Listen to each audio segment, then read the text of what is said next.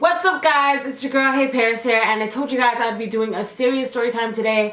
I don't think I'm gonna put story time in the title just because I don't find that this is like entertainment. I feel like this is more of a message, and I don't want anyone to click on this video thinking that I'm telling this story for entertainment purposes like my other story times. This is more of like, I want this to reach people and inform people, and although a lot of people know about this type of subject, I want people to take notice to the signs and be able to detect if a friend or a loved one is going through the same situation as the person I'm talking about in this story. And I just want to also give a warning out to anyone who's ever suffered through abuse and can't or does not want to hear about anything that has to do with abuse. I would advise you not to watch this video because I am going to go into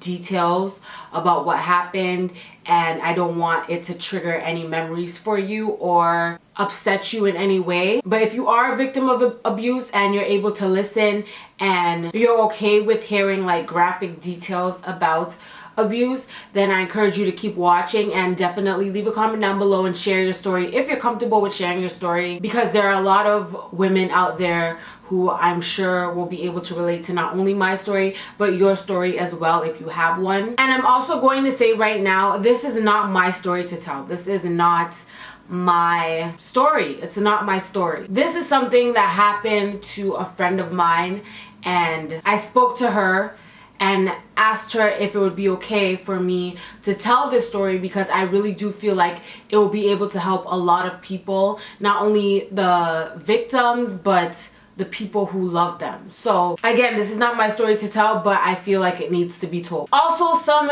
details and locations are going to be changed in the story just to help hide my friend's identity, because a lot of people who know me also know her. So certain locations that I say may not be where it happened, but I'm just saying that location to hide her identity because that's what she asked me to. She asked me to not make it obvious that it's her. So certain locations and minor details will be switched just for her benefit. So for instance, I might say we were at the park, but we were really at the mall. Do you understand what I'm saying? So that's what I mean when I say I'm just going to be switching up some minor details for her behalf. Anyway, also, if you're looking for a funny story time, this is not a funny story time. This is dead serious, and there will be absolutely no jokes in this story time at all. Anyways, let's get on to the story. So I've known my friend, we're gonna call her Jennifer. I've known her like my whole life, and she was one of my, well, she still is one of my closest friends like ever. She's been there. Why am I already about to cry and the video just started? I'm so done. She's been there for me through so much in my life, like things that people don't know and will never know. She knows my deepest, darkest secrets ever. We have drifted our ways because, you know, our lives are different right now, but no matter what, I can always count on her. If I call her 5 o'clock in the morning, she would run to my house and come and spend the night with me if I asked her to. Like, she is an amazing friend, like an amazing friend. I wouldn't trade her for anyone in the world. And just so I make it clear, this is not a friend that I've ever mentioned in any story time. It's not a friend that you've ever seen in any of my videos. It's not a friend that you guys know of. I've never made a story time about her, never did a video with her. You guys have never heard about her before, trust me, ever. I promise you that. But she's just a really, really amazing person, and I guess that's why I get really emotional when I think back to this story. But I'm gonna try my best not to cry because, you know, I don't want to look like a crybaby on YouTube. But she met this boy, we're gonna call him Jeff. And when I first met Jeff, he was really, really nice. He was like the ideal boyfriend. And when I say that, I mean they would post pictures together on Facebook and I'd be like, oh my gosh, they are so cute. They are couple goals. Like, I can't wait till they get married. I can't wait till they have kids. All of that. They were the ideal couple. When I met him, he brought me flowers, which was like, things like that don't happen nowadays. He gave me flowers to introduce himself to me as her friend. She's not even like my best friend or anything like that, but I guess since we're close, she told him that he brought me flowers, and I was like, he's a gentleman, like, I approve. You know how you have to like get your friends to approve your boyfriend? I was like, I don't need to see, hear nothing more. He brought me flowers. He is approved. I approve him as your boyfriend. When he wasn't around, I asked her to tell me more about him. She told me that he grew up in multiple foster homes, that he's somewhat broken inside is what she described it as. But at the same time, he has the ability to see so much good in life, and she's just really, really happy she found him. And I've never seen her that happy with a boy before in my life, and I've met plenty of her boyfriends before. She never ever looked that happy, never talked so highly about someone before. So I was like, I'm so happy for you, Jennifer. I just can't wait to see what the future has in store for you. So during this relationship, we would see uploaded pictures of them. We would see videos of them like kissing, videos of him singing to her, like just the cutest thing you could ever think about. Just cuteness overload all over my Facebook timeline. Gifts, shoes, money, photo. You know when you go in the mall and you have that little photo booth thing? Like just the cutest things ever that you're just like, if you're single, you're just sitting there and you want to cry because you're like, I need a man in my life. It was one of those relationships. Like, they were the cutest thing ever. A few months passed by. They were dating for, I want to say, around 7 months at this point, and Jennifer's spirit just seemed very different. Like, things just seemed very odd about her. It's like I would be talking to her and she would be dazed out. She would be looking somewhere, like focusing on an item, and I'd be talking and she wouldn't hear anything I was saying. And I know when something's wrong with my friends. Like, I know when something's wrong with my friends because I take notice to small, tiny details, like everything. So I repeated myself. I don't remember what I was saying to her, but I repeated myself. She still didn't answer me. So I was like, something's definitely wrong. I put my hand around her and I asked her what's wrong. And she broke down crying to me. And she said that her dad had hit her, and she just went into details of how her dad hit her. I asked her why. She didn't give me a reason. The whole story she told me just seemed very off and didn't connect. She was saying how she didn't wash the dishes and her dad threw her down the stairs. And I know her dad. I've known her like my whole life. I know her dad. Her dad is nothing like that. That is not her father. Her father is absolutely nothing like that. So I was very suspicious and confused. So I held her hand and I was telling her everything's gonna be okay. And when I held her hand, I felt like bumps on her wrist. So I looked at it. I'm gonna cry. I don't wanna cry. I don't wanna cry. I looked at her wrist and I saw like she was cutting herself. So I was like really scared because like things like that need to be taken really seriously, and I didn't know what to do. I'd never been in a situation where like someone was hurting themselves or harming themselves, so it was very like foreign to me. I didn't know what to do. I didn't know what to say. I didn't know how to like react to it. So the only thing I could do was hug her. All I did was I just hugged her we hugged for a really, really long time. She was crying on my shoulder, and I knew what she was telling me was not the truth. So I looked her in her eye and I said, Jennifer, you need to tell me the truth. Tell me what happened. She started to say that she doesn't want me to look at him in a different way. So I'm like, him as in your father? Who are you talking about? And then she said, Jeff. And then I knew something. I knew that he was hitting her, basically.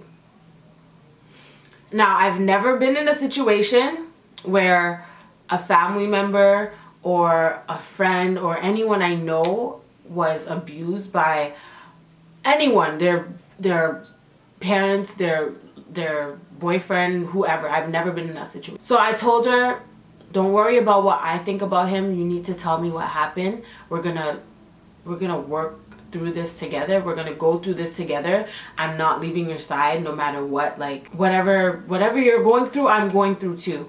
So don't feel as if you need to hold anything back. Just tell me everything, Jennifer. Please just tell me everything.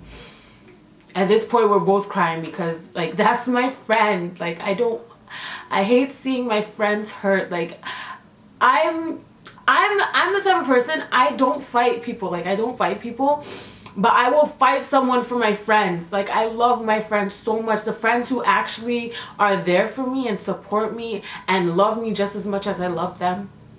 I will do anything for my friends. I'll do anything for them. Once I establish you as someone who I love in my life, you're not even my friend anymore. You're family.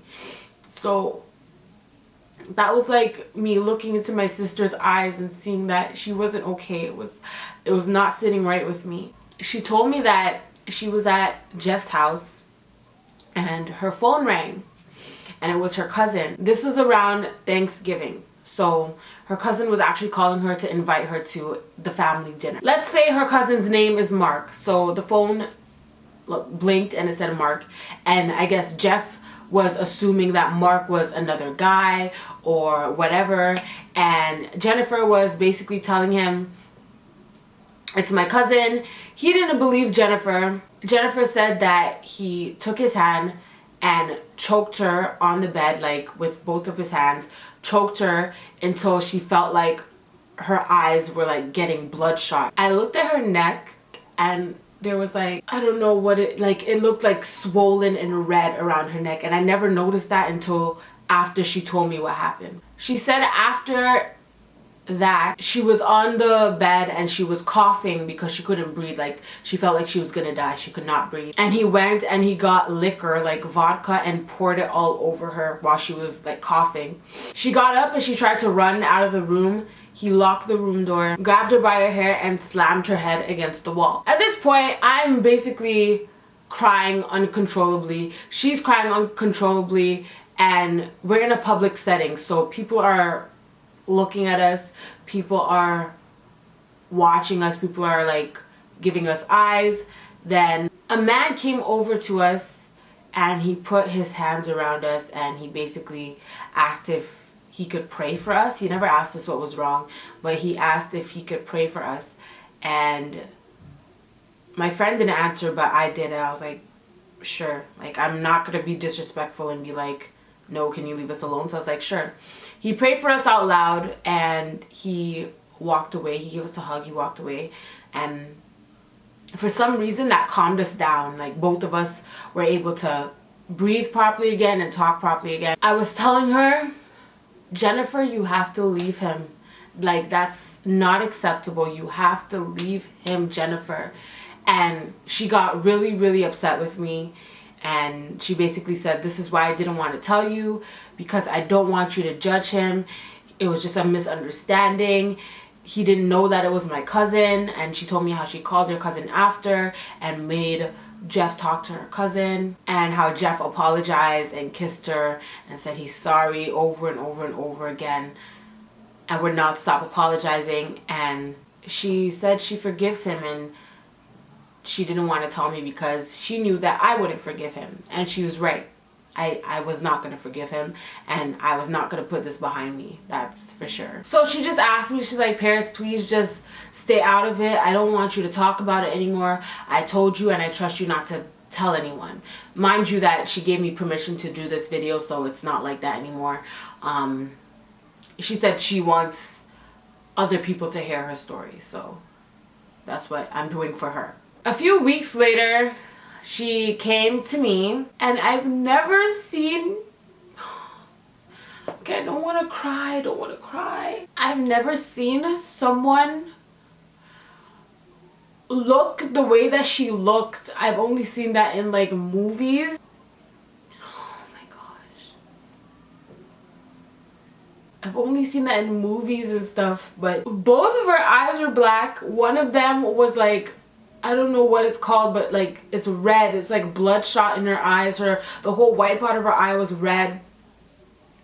She had bruises all over her body. And this was at like, oh, let me just get myself together, hold on. This was at like 11 in the night.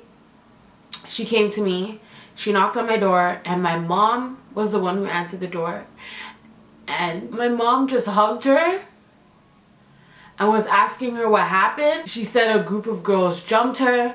My mom said she wanted to call the police. She said, no, don't call the police. Please don't call the police. They're gonna come after me. Don't call the police. And she came in my room and I saw her, and like my heart, I feel like my heart stopped. Like, I don't know why, but when I saw her, I felt like she was my child. I don't know how to explain it. I just felt like no, this can't be real. She came in my room, my mom came after her, and we're all sitting down and she's crying.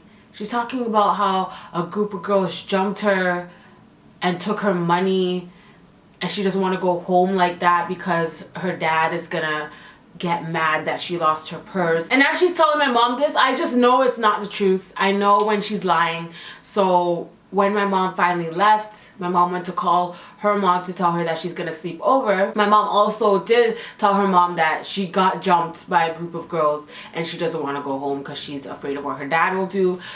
Her mom basically said it's okay, she could sleep over there. Her dad won't be mad, but if she feels comfortable sleeping over there, she can sleep over there.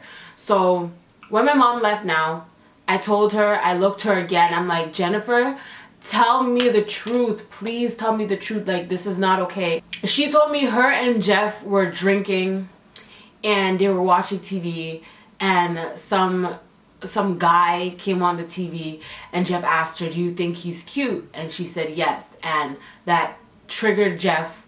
And I mean, you have to be very, very insecure to be asking a woman if another man is attractive just so you can have a reason to hit her. Do you know what I mean?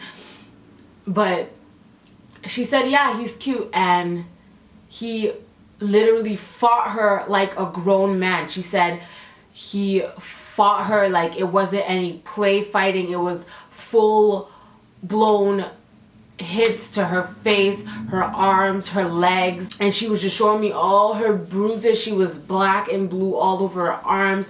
Both her eyes are black. She had a busted up lip. Like, I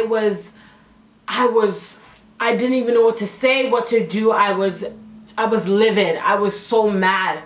And at that moment, I don't condone violence, guys. I don't. But at that moment, I was honestly ready to grab a knife and fight for my friend, because she does not deserve that. She is such a good girl. She deserves the world.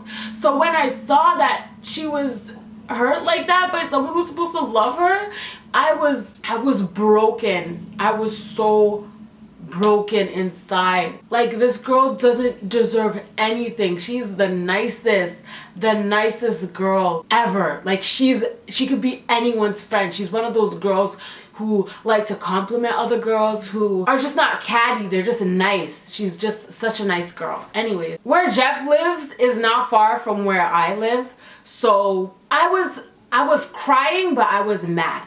I was really mad.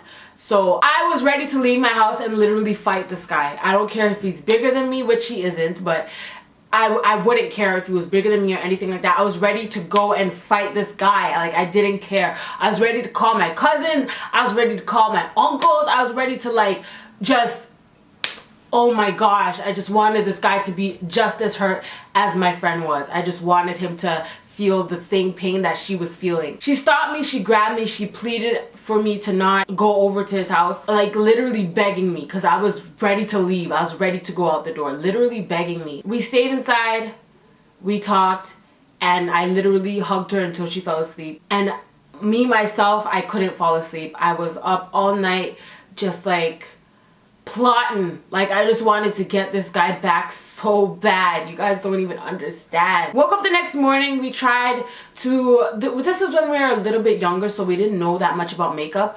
I was trying to cover up her dark spots with makeup that we got from Shoppers Drug Mart. If you guys don't know what Shoppers Drug Mart, it's like Ulta. So we got makeup from Shoppers Drug Mart, and I was trying my best to like cover up her dark spots. I didn't know what I was doing. I didn't know what concealer was. I didn't know what foundation was. I didn't know any of that. But we tried our best, and we went somewhere, okay? While we were out, she got a text message from a number she didn't know, and it was a girl. A very, very, very unattractive girl, okay? I'm sorry to be so blunt about it, but an extremely unattractive girl. And I won't go into details of what she looked like, but just think of like the most unattractive woman you've ever seen in your life. And she texted Jennifer a picture of, oh my gosh, a picture of her, the unattractive girl, going down on Jennifer's boyfriend. So as we were walking, she just randomly stopped and she was looking at her phone, and I said, what's going on? Is that Jeff? Did Jeff text you? I look on the phone and I see the picture, literally the ugliest girl with the thing in her hand, like looking in the camera, like, and you could see Jeff's face in the background, like way back over here. And I'm like, that's not real. Like, that's probably an old picture. And Jennifer said, like with the most monotone voice, like the most hurt voice ever, it's not an old picture because before his hair was long and now his hair is cut. And his hair has been long like his whole life until recently. Like when I first met him, he had long hair and then he cut it recently. So she wasn't crying. She didn't look mad. She looked like her soul was gone. She looked broken. So we're outside at this point and we sit down on the side of like, not the road, but like, what are those things called? I don't know, like the edge of a parking lot. You know where you can sit there? I don't know what it's called. But anyways, we sat there and I was asking her if she's okay. She's like, yeah. And then she said, now I'm done. She's like, I'm done now. I'm done. Then she asked me if I could follow her home. I followed her home and her parents were home. It was just her dog. But her parents were home and she got a big duffel bag and was packing stuff in her duffel bag. I wasn't asking her what it was. I just saw clothes. I saw shoes.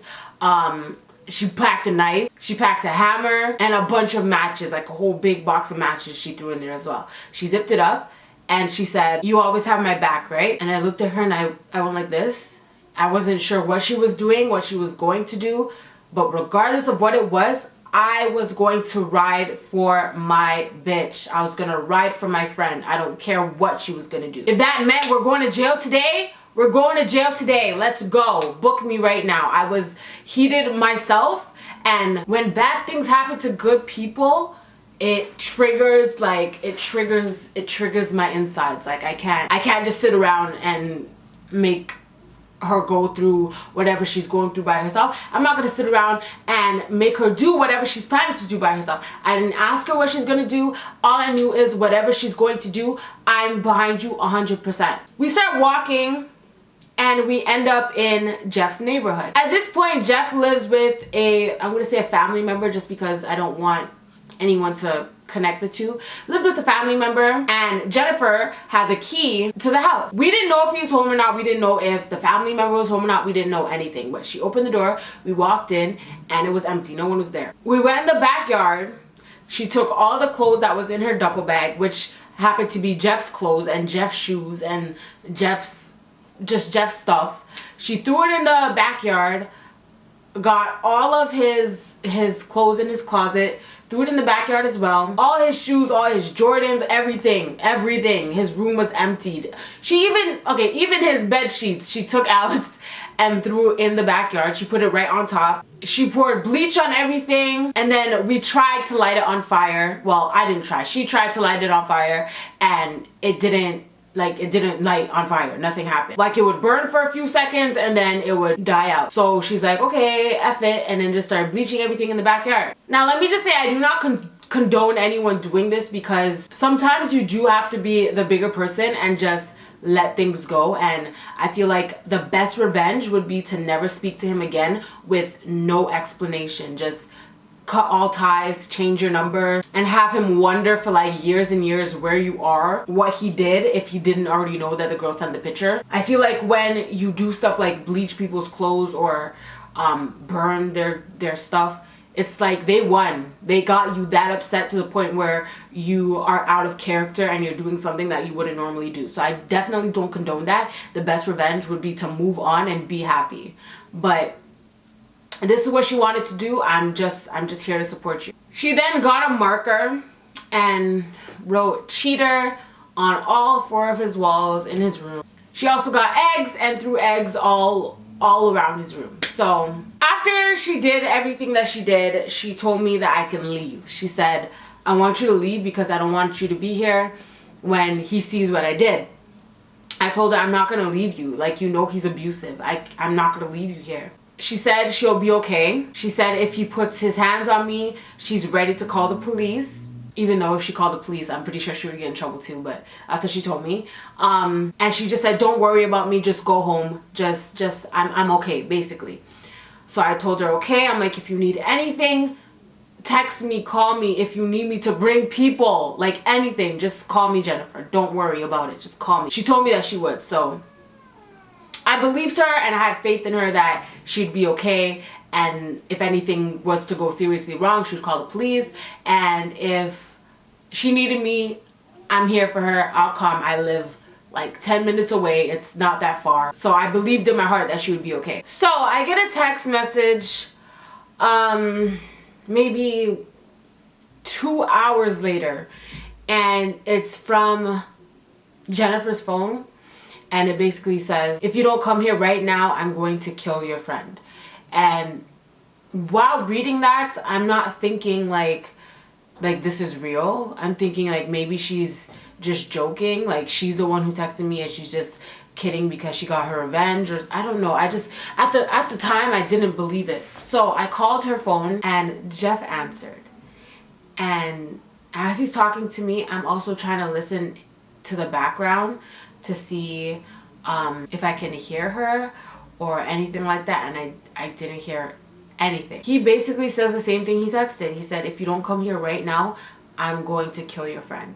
When he hung up the phone, I ran out my house and I actually went to, I'm not going to say who it was, but I went to someone close by and asked them to follow me. It was a guy, a bigger guy. So I asked him to come follow me. I explained to him the situation. And he was telling me how his mom has been through that, so he'll definitely come with me. And if he needs to fight, he'll fight. Me and the guy get to the front of Jeff's house, and I text Jennifer's phone. I forgot what I called her. I text Jennifer's phone, and I said, I'm outside. Then I told the guy who came with me, stay outside. I'm going to call his phone. The guy who came with me, I'm going to call his phone. And you can listen to what's going on. And if you need to come in, come in. If it sounds like something serious, just call the police. Don't come in. Don't put yourself in danger. Please just call the police. Which, if you were in my situation, I would suggest once he texted, if you don't come here, I'm going to kill your friend. Don't go there. Call the police right there and then, because that threat alone can put him in jail. So I would not follow my footsteps. I would just call the police as soon as you got that text, and I would not put myself in danger. But anyways, he opened the door. I heard the door click. I called my friend who came with me, the guy who came with me, and I put my phone in my back pocket with the speaker side facing up so it wouldn't be muffled. And when I opened the door, no one was there, but I was like, the door just opened, so I don't understand how you could run away so fast or whatever. So I'm walking in the house and I'm like, hello, hello, and no one's answering. And then I hear like whimpering, and it was coming from his room. Sorry if I'm taking long to talk. I'm like, the visions are coming back. But I walked into his room and I saw her on the bed bleeding, and I don't know where she was bleeding from. I could not tell where she was bleeding from, but her entire face was like, this side of her face was bloodied, and Jeff had a knife in his hand.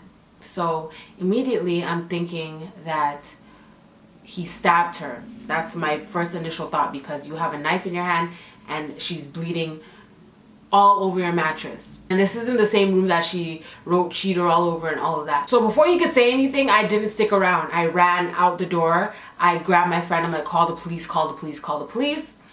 We called the cops, and where he lives is kind of like a path. I don't know how to describe it. It's like a path. So we stood at the beginning of the path so we can call the police officers in to come quick. So when we called the police officers, I've never called the police before, so I told him to call and talk, and I said, he stabbed her, he stabbed her, he stabbed her, because that's the first thing that came to mind. He stabbed her because she's bleeding and he has a knife in his hand. I've never been that scared in my entire life. I was sweating, I was crying, I was so scared. I thought my friend was going to die. At that moment, I thought I was gonna lose my friend. I thought she was gone. I really thought my friend was dead. And I was just thinking about, how am I gonna tell her mom that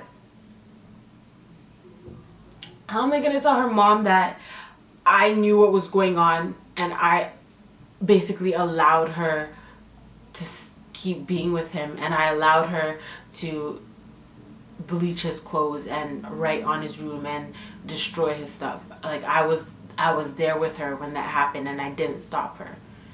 I really thought that, like,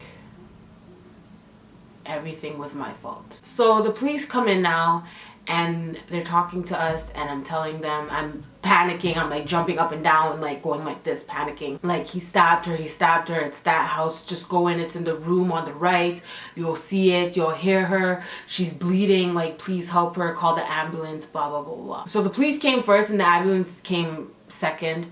And we were outside of the house, me and the guy that I brought with me, we were outside of the house, and we were watching. We heard them say, Toronto police, and I heard a scream, like a really, really big scream. And I thought that maybe he heard Toronto police and he stabbed her one more time, and that caused her to scream.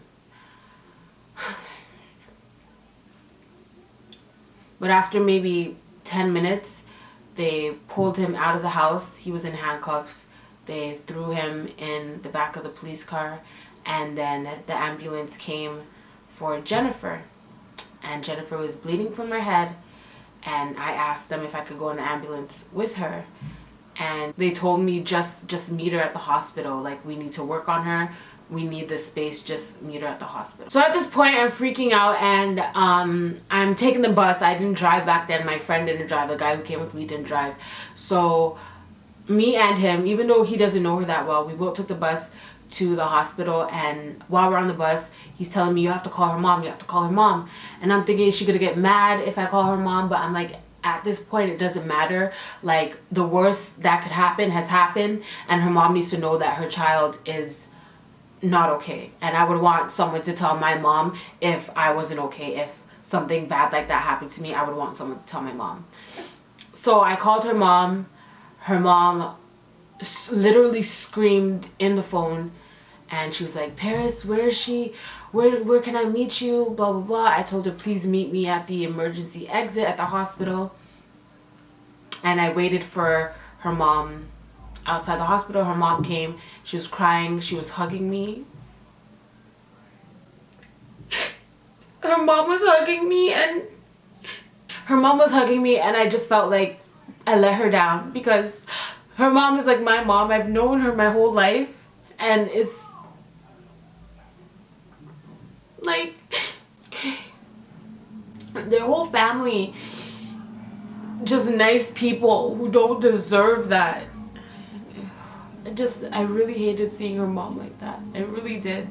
We got to the hospital. We asked the doctors what happened, and they said she wasn't stabbed, even though I thought she was, but it was more of like a blunt force trauma to her head.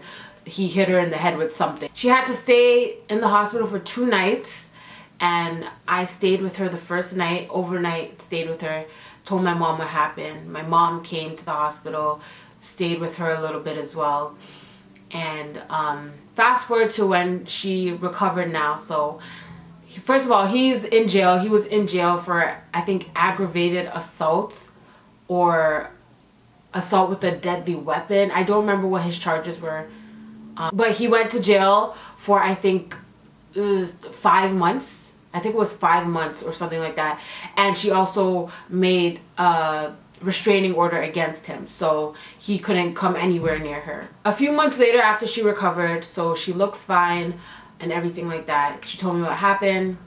He came home and saw what happened, started screaming at her, started choking her. She went to grab the knife that she brought in her bag to literally, she said she wanted to kill him. She was that upset, she wanted to kill him. So she grabbed the knife in her bag. He hit the knife out of her hand and grabbed the bottle of liquor and hit her in the head more than once. The liquor bottle never broke. It just like was hitting her in the head repeatedly. And then she said she felt like her skin split, and at the last blow the liquor bottle broke. And she said she felt like she couldn't see anything. She felt like she was in pain, but she couldn't feel anything.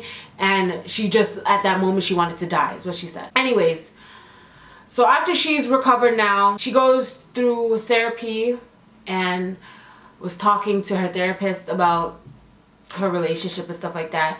And then she revealed to me that him and her got matching tattoos. And that bothered me a lot. And I told her, like, we're covering that up. I didn't have money back then. I was dead broke back then. So I used my entire paycheck, which I got no hours back then. My entire paycheck, I gave it to her and I said, we're gonna cover this up, and we're gonna cover it up with something meaningful. The tattoo was like right on the side of her pelvic bone. It said his name, and his name isn't Jeff. It's a longer name, so it's pretty long like that. Not this long, but it's probably like, the tattoo is probably like that big. And she covered his name with the words "Stay True." That's what she wanted. She said it has her own meaning. She didn't explain to me what the meaning was, but I believe it has something to do with what happened, and I think that that's why she chose that. I don't know why she didn't want to tell me what the meaning meant to her, but she just never told me. And a few weeks after he came out of jail, he showed up at her house. She called the police. She has a restraining order. She could call the police. He went back to jail. And that happened maybe 6 to 7 times before he got another girl pregnant and decided to move on with his life and leave Jennifer alone, which, thank God. Go ahead and get your unattractive hoe pregnant and leave my friend alone. That's completely fine, because it was the same girl who sent the picture. So go ahead and do that. Go live your life. Leave my friend alone. And I'm happy to say that today she is a much stronger person. She's in a healthy relationship, and she's a lot more wiser, and I'm very, very proud of you, girl. So proud of you. I know she's gonna watch this. She's actually going to watch the video before I post it to just make sure that I haven't said anything that she doesn't want me to say. So I just want you to know that I'm super proud of you. My camera battery died, but like I said, I'm super proud of you, and you deserve the world, and I'm happy that you could finally see that and you finally know that, and I'm just happy that you're happy. So after he got the other girl pregnant, the other hoe pregnant, whatever, like, do your thing as long as you leave my friend alone. And after him going to her house and her calling the police on him more than once because she has a restraining order against him, I get a message on Facebook that it was probably there maybe a week after he came out of jail, but I didn't read it until like a few months later because he wasn't on my friends list. So it went to like the filtered section where people who don't know you, you know what I'm talking about on Facebook, it goes to the filter section. I never saw it, but anyways, he basically says to me that he wished I never came to the house when he texted me because his plan was to murder her, and he'd rather be in jail for life than to know that she's living life with someone else. And he's just calling me all sorts of names. Then he goes on to say that he was planning to cut her body up into pieces and mail them out to everyone who cares about her, including me, and ruin our lives. And like, he's just crazy. He's just crazy. Like, who says stuff like that? He's a disgusting human being. Disgusting. And karma will get him. The universe always does us justice. He also said the reason why he texted me to come to the house is because he wanted to stab me too, which you ain't stabbing nobody. You're about 4'4". You're not stabbing me, that's for sure. But that was his plan, which would have never worked. I'm not scared of him. Still not scared of him. He still lives 10 minutes away from me. I see him all the time, pushing like 5 strollers at one time. He has so many children now. Like, go live your ratchet sad life. Like, nobody even notices you anymore. But that's beyond the point. Yeah, that's the story of how I basically saved my friend's life by calling the police. If you yourself are going through anything like this, please love yourself enough to know when enough is enough. Just leave. Save yourself, because it's not just a cliche that women who are in domestic violence die. Women die all the time, every day, due to domestic violence, whether or not their partner planned to do it or not. It could have been an accident. Regardless, get yourself out, get yourself help. There are people who love you and need you in their lives, so do what's good, not only for you, but your parents, your family, your friends. They don't want to see you go. Love yourself enough to let go. Just love yourself enough to know when enough is enough. And for anyone who might be going through the same situation that Jennifer went through, you can go to www.thehotline.org, and that is the National Domestic Violence Hotline, or you can call 1-800-787-3224, and you can speak to someone and they'll definitely try to help you. Also, Jennifer did disclose to me that she attempted suicide after the fact of all this happening, so I wanted to give out the National Suicide Hotline as well. The number for them is 1-800-273-8255, or you can go to suicideprevention lifeline.org and definitely seek some help. The whole suicide part of her story, she doesn't want me to tell, but she did want me to give out the website and the hotline that helped her and stopped her from going through on her plans. So I just really wanted to put that out there. Maybe it can help someone. Hopefully it can help someone. And if you have a friend or family member who talks about suicide or they hurt themselves, please take it seriously. It is a serious matter and it should not be taken lightly. Just be there for people who need you. And if you've been in a situation like Jennifer, leave a comment down below if you're comfortable leaving your story, because there might be someone out there who needs to hear how you got out, or what you did to get out, or maybe you're still in it and you're figuring out how to leave. Leave a comment down below, because you never know who you might be helping with just one comment. I want the comment section to be filled with positivity, so please leave words of encouragement for anyone who might be scrolling down the comment section who might be going through domestic violence or anything like that. Maybe they'll read your comments and you can make their day, or you might even be able to help them leave. So I want positivity in the comment section just for today, please, because this is a very serious subject. Thank you guys so much for watching. You can follow me on Snapchat, Twitter, or Instagram. All that jazz is in the description box down below. I love you guys so much. Don't gotta tell you twice, and I'll see you on the flip side. Be safe.